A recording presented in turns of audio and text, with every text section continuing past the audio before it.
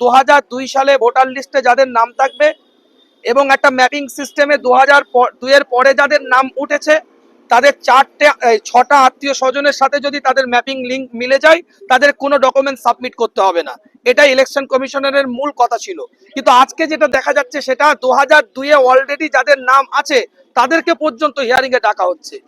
তো আমাদের কাছে সব থেকে বড় বিষয়, ভারতীয় নাগরিক হিসাবে দলবদ্ধভাবে একতাবদ্ধভাবে এই ইলেকশন কমিশনার যে কার্যকলাপ করছে এর বিরোধিতা আমাদের করা, এবং যেভাবে আমাদের উপরে ইলেকশনের কমিশনার তাদের যে গাইডলাইন বর্তমানে দিচ্ছে আগামী যে দিতে এর উপরে থাকতে পারবে এর কোনো নিশ্চয়তা নেই।